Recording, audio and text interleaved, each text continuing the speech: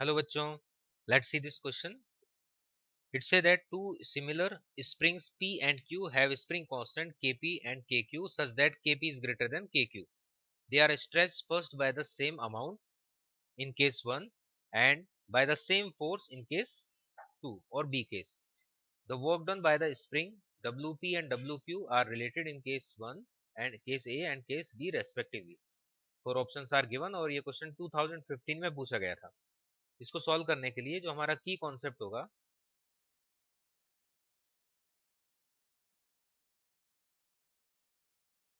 इसमें दो पार्ट हैं.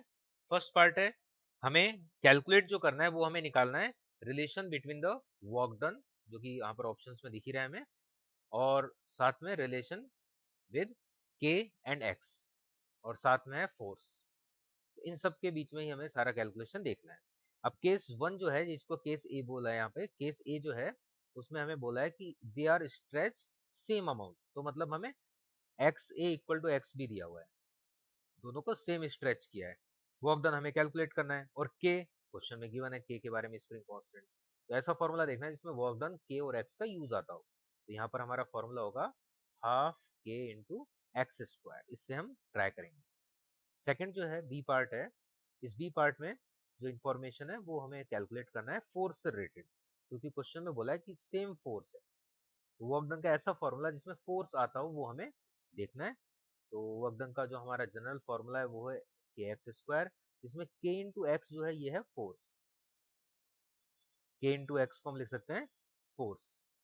तो ये हो जाएगा फोर्स इंटू डिस्प्लेसमेंट, इस टाइप से.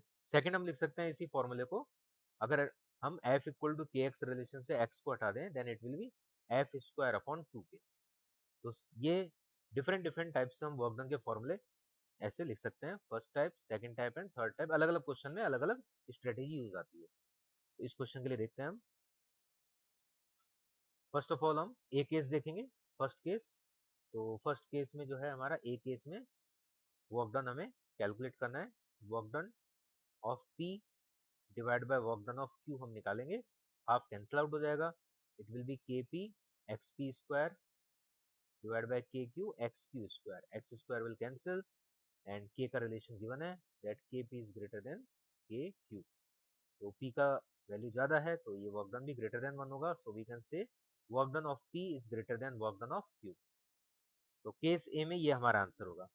केस बी में हमें जो फॉर्मूला बताना है उसमें K तो होना ही चाहिए बिकॉज रिलेशन K का गिवन है, तो K है यहाँ पर, और फोर्स भी होना चाहिए, फोर्स कांस्टेंट बोला हुआ है.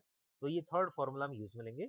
इसके according work done in P divide by work done in Q will be equal to K of Q divide by K of P, because force is constant. ये कैंसिल आउट हो जाएगा, 2 cancel out हो जाएगा, constant है ये भी. ये relation होगा. तो यहाँ पर अगर हम देखें तो ये Q, K का वैल्यू Q के लिए ज्यादा है तो ये वैल्यू लेस देन 1 होगा. सो WP लेस देन WQ, मतलब जस्ट उल्टा आंसर आएगा, इनवर्स आंसर. तो दोनों केस में फर्स्ट केस में P का वर्क डन ज्यादा होगा, सेकंड में Q का ज्यादा होगा. इस टाइप का हम ऑप्शंस को सर्च करेंगे. तो A option will be correct. Hope you understand it well. Best of luck.